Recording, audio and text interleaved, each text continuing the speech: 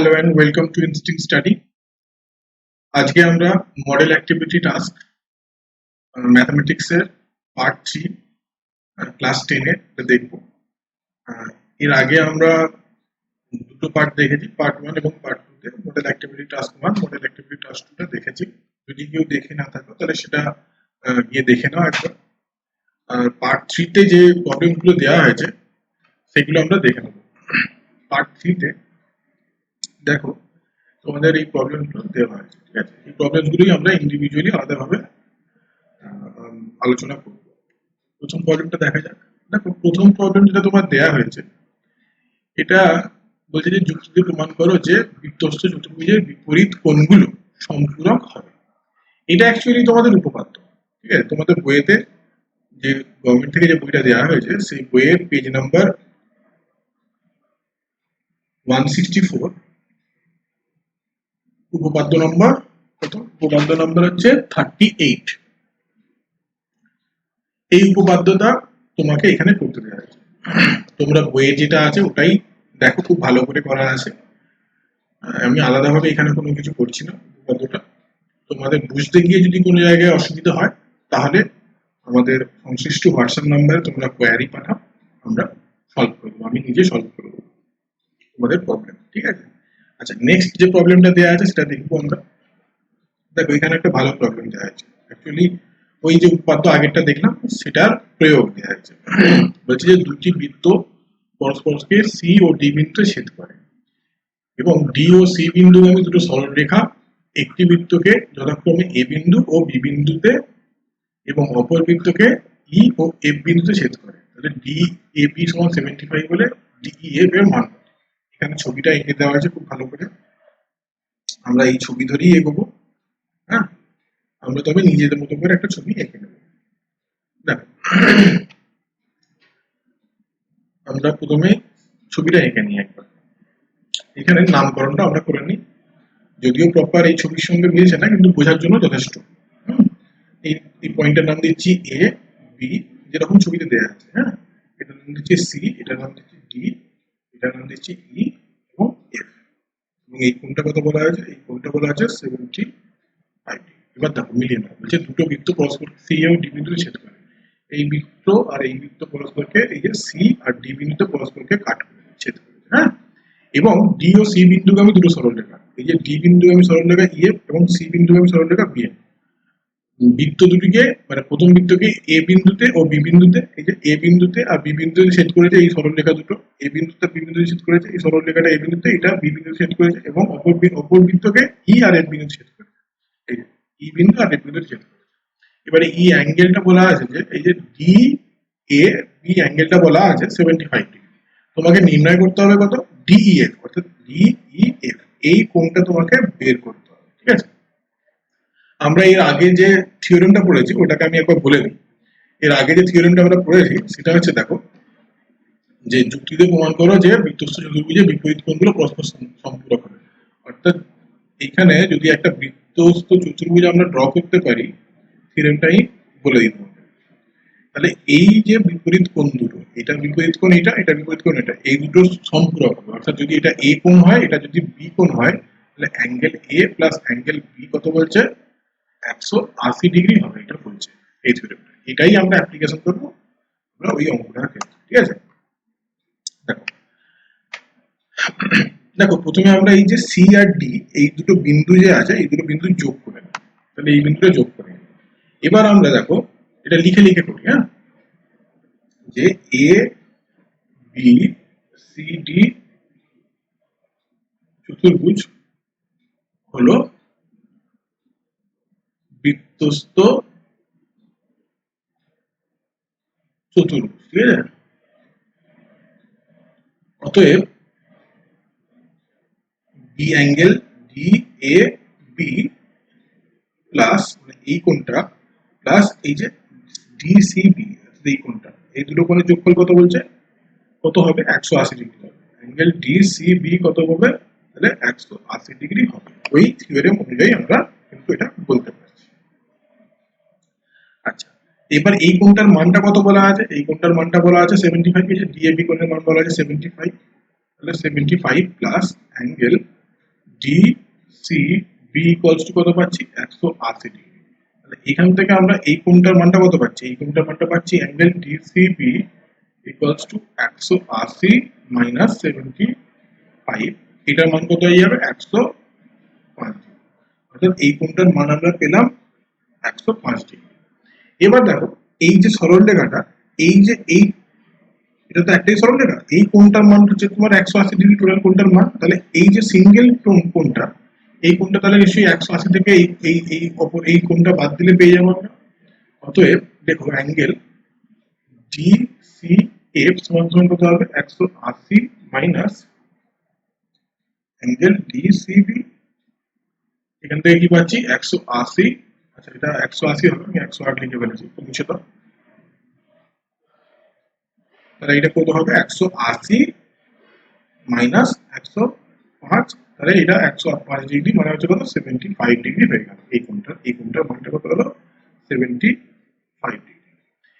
Again দেখো এই যে চতুর্ভুজটা আমরা পেয়েছি এটাও একটা বৃত্তস্থ চতুর্ভুজ। আবার চতুর্ভুজ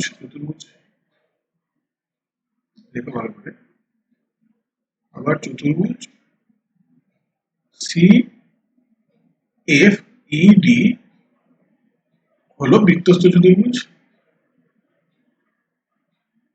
ঠিক আছে, কোনো অসুবিধা নেই। তাহলে এটা যদি বৃত্তস্থ চতুর্ভুজ হয় এদেরও বিপরীত সম্পূরক কোণ, বিপরীত কোণগুলো পরস্পর সম্পূরক হবে, অর্থাৎ এই কোণটার সাথে এই কোণটা যোগ করলে কত পাবো আমরা 180 ডিগ্রি পাবো। তো এর angle D E F plus angle D C F সমান 180 ডিগ্রি। এবার ডিসিএফ এর মান কত, ডিসিএফ এর মান হচ্ছে তোমার 75 পেয়েছি, তাহলে এখান থেকে ডিইএফ এর মান কি পাবো, অ্যাঙ্গেল ডি ই এফ সমান কত পাচ্ছি আমরা যে 180 মাইনাস 75, এইটা এখানে লিখে দিচ্ছি আমি। তাহলে অতএব অ্যাঙ্গেল ডিই এফ সমান কত পাচ্ছি, এই যে 180 মাইনাস 75 বিয়োগ করলে কত হচ্ছে 105 ডিগ্রি, অর্থাৎ এই কোণটা আমরা কত পেয়ে গেলাম মান 105 ডিগ্রি। আশা করি তোমরা এই অঙ্কটা বুঝতে পেরেছো। যদি না বুঝতে পারো আমাদেরকে হোয়াটসঅ্যাপে কোয়ারির জন্য তোমার প্রবলেম সলভ করে দেওয়া হবে। হ্যাঁ, আচ্ছা নেক্সট প্রবলেম দেখা যাক কি আছে।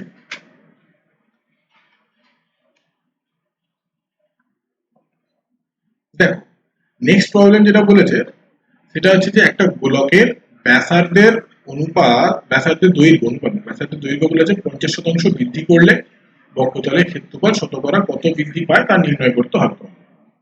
ঠিক আছে, প্রথমেই আমরা একটা কি করব, যে গোলক অঙ্কন করব।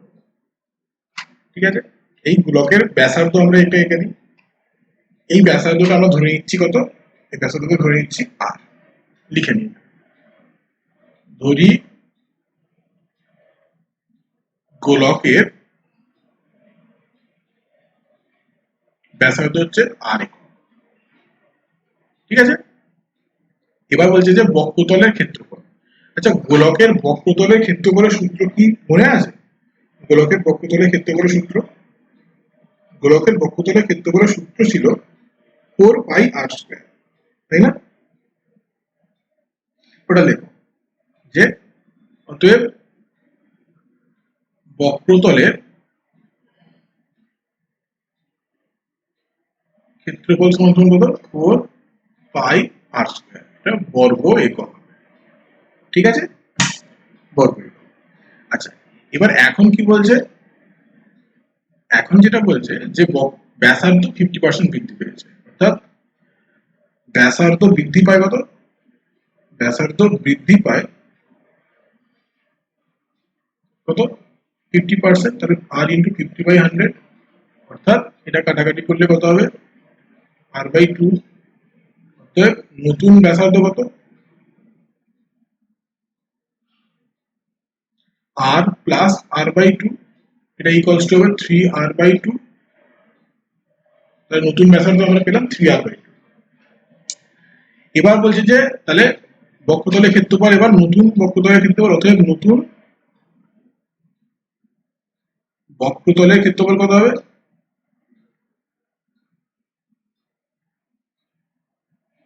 কত হবে 4 ইন্টু পাই ইন্টু আর স্কোয়ার মানে হচ্ছে এটা 3r/2 এটা হোল স্কোয়ার,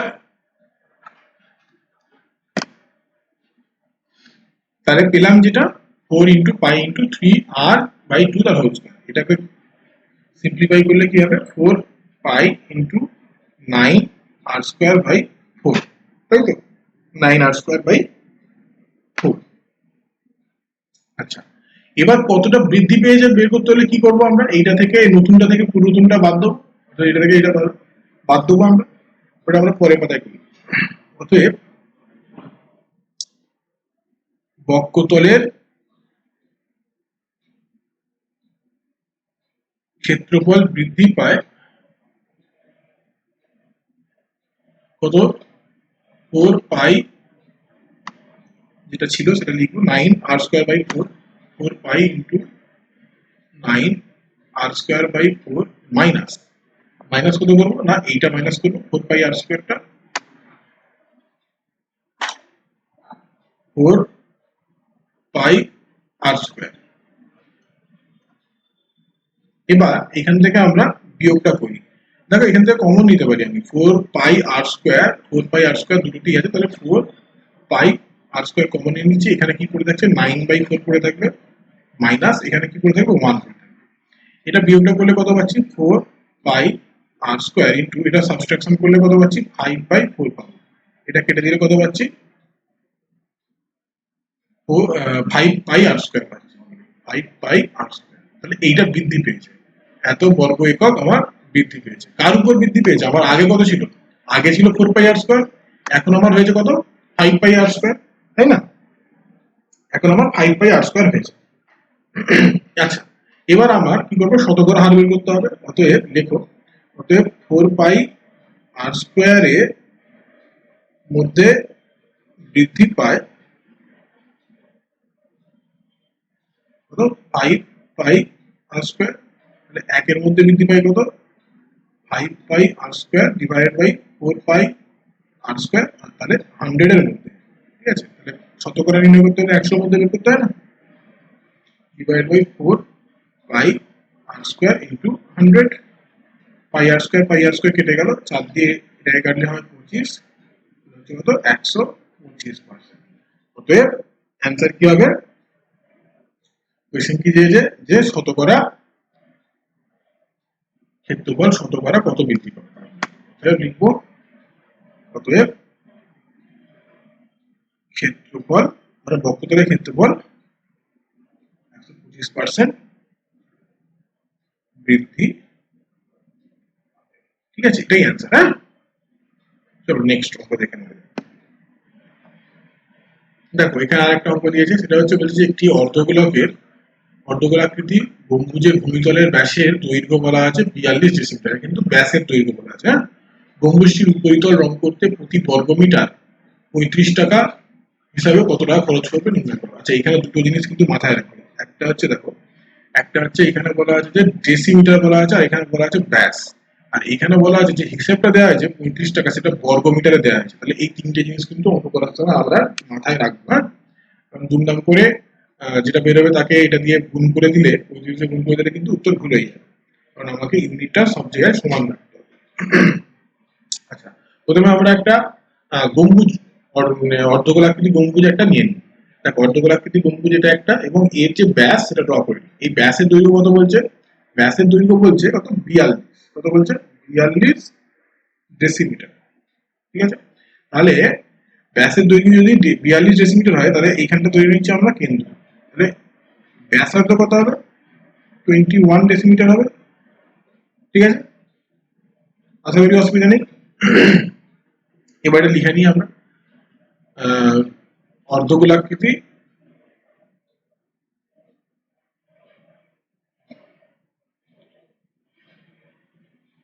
গম্বুজের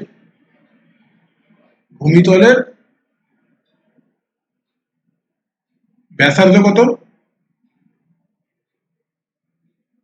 21 ডেসিমিটার।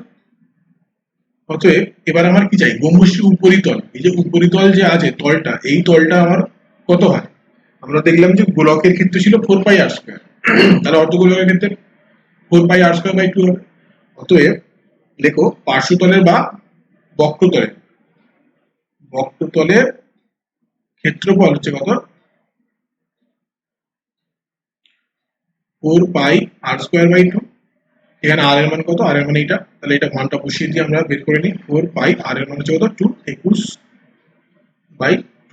ঠিক আছে, 4πr²/2। ঠিক আছে, তাহলে এখানে দেখো এটা দুইটা কেটে দিচ্ছি এটাকে, ঠিক আছে, তাহলে কি পাচ্ছি আমরা, 2π21 × 21। কোনো অসুবিধা নেই এখানে। এবার এই পাইটাকেও ভেঙে নিতে পারো। 2 × পাই এর মান কত, 22/7 × 21 এই 3 দিয়ে কাটলে এটাকে, তাহলে পাচ্ছি কি 6 × 22 × 21, এত কি বর্গ ডেসিমিটার। এটা কিন্তু লিখতেই হবে তোমাকে, ঠিক আছে, যেহেতু দুটো আলাদা আলাদা ইউনিট দিয়ে অঙ্কটা আছে। আচ্ছা, এবার আমরা এটাকেও মিটারে করে নিতে পারি, অথবা এই বর্গ মিটারটাকে ডেসিমিটারে নিয়ে নিতে পারি। আমি এক্ষেত্রে বর্গ মিটারটাকে ডেসিমিটারে করে নেবো। হ্যাঁ, এবার বলছি যে এবার লিখে নাও এখানে, প্রতি বর্গ মিটার রং করতে লাগে কত,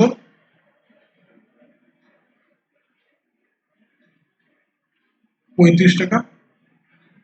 তাহলে 1 বর্গ মিটার রং করতে লাগে কত, 35 টাকা। ঠিক আছে, আচ্ছা, এইটাকে চেঞ্জ না করে আমি এইটাকেই চেঞ্জ করে নিচ্ছি। এটা চেঞ্জ করলে আমার সুবিধা হবে দেখছি আমি, ঠিক আছে। হ্যাঁ, এবার দেখো বক্ষতলের ক্ষেত্রফল এই যেটা আছে এইটাকে আমরা এখানে লিখে নিচ্ছি, ঠিক আছে, যে এটা গুণ করলে কত হয়। আচ্ছা, গুণটা পরে করছি, 22 × 21, এটা লিখে নিই মনে করে। হ্যাঁ,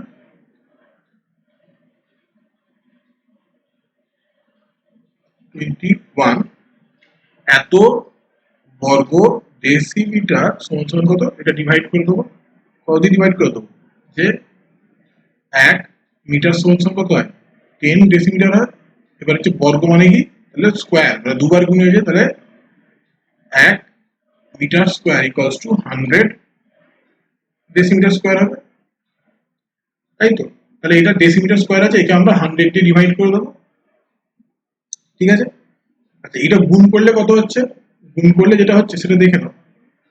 এই তিনটে গুণ করে দিলে আমরা যেটা পাবো সেটা হচ্ছে যে 2772 ডিভাইডেড বাই, এটা গুণ করলে এবার 100 দিয়ে ভাগ করে দিচ্ছে, এত বর্গ মিটার হয়ে যাচ্ছে। এবার দেখো প্রতি বর্গ মিটার রং করতে লাগে এত টাকা, এটা লিখবে এখন বলে লিখবে এখন, প্রতি বর্গ মিটার রং করতে লাগে এত টাকা, তাহলে এত বর্গ মিটার রং করতে লাগবে কত, এটাকে গুণ করে দিলেই পাবো, মানে 35 দিয়ে গুণ করে দিলেই পেয়ে যাবো।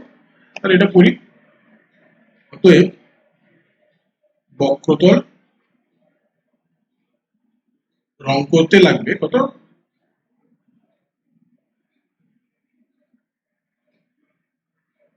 লাগবে সমান কি, এই যে আমরা পেয়েছিলাম 277/100 ইন্টু 35 করবো, ঠিক আছে, 2772 ডিভাইড বাই 100 ইন্টু 35, এত টাকা আমার লাগবে, ঠিক আছে। আচ্ছা, এবার এই দুটো গুণ করলে ক্যালকুলেশনে তোমরা করে দেখবে, এই দুটো গুণ করলে আমরা যেটা পাচ্ছি সেটা হচ্ছে কি 97020 ডিভাইডেড বাই কত পাচ্ছি আমরা, 100, নিচে আছে 35, আর এইটা গুণ করলে 2772। এখান থেকে আমরা ছোট করে নিচ্ছি এটাকে, তাহলে এটা পাচ্ছি কিন্তু 970.2 টাকা আমার লাগবে। তাহলে এত টাকা আমার দরকার ওই গম্বুজাকৃতি, এই গম্বুজাকৃতি আমার এটাকে রং করতে, ঠিক আছে, এত টাকা, এটাই অ্যান্সার। আশা করি বুঝতে পেরেছো। যদি কোনো ডাউট থেকে থাকে এর মধ্যে, বা তোমরা সেলফ স্টাডি করার সময় কোনো অঙ্ক যদি আটকে গিয়ে থাকে, বা অন্য সাবজেক্টে রইলে অন্য কোনো সাবজেক্টে যদি প্রবলেমস থেকে থাকে, আমাদের সংশ্লিষ্ট হোয়াটসঅ্যাপ নাম্বার রয়েছে, এই হোয়াটসঅ্যাপ নাম্বারে তোমরা তোমাদের কোয়ারিজ পাঠাবে, অথবা তোমরা মেলও করতে পারো, instingstudy@gmail.com তোমরা মেলও করতে পারো। আমাদের সংশ্লিষ্ট টিচার যিনি আছেন তিনি তোমার সঙ্গে যোগাযোগ করে তোমার সমস্যা সলভ করে দেবে। আর ভিডিওটা ভালো লাগলে অবশ্যই লাইক করবে, শেয়ার করবে এবং সাবস্ক্রাইব করবে আমাদের চ্যানেলটা, কারণ আমাদের চ্যানেলে সমস্ত সাবজেক্টেরই ভিডিও আমি আপলোড করছি 5 থেকে 12 পর্যন্ত। সুতরাং মানে আমাদের সঙ্গে যুক্ত থাকার জন্য অবশ্যই সাবস্ক্রাইব করুন। আর এই যে ক্লাসটা, আজকের এই ক্লাসের আমরা যে করলাম তার পিডিএফ আমি ডেসক্রিপশন বক্সে দিয়ে দিচ্ছি, সেখান থেকে তুমি ডাউনলোড করে নিতে পারো। ওকে, ধন্যবাদ।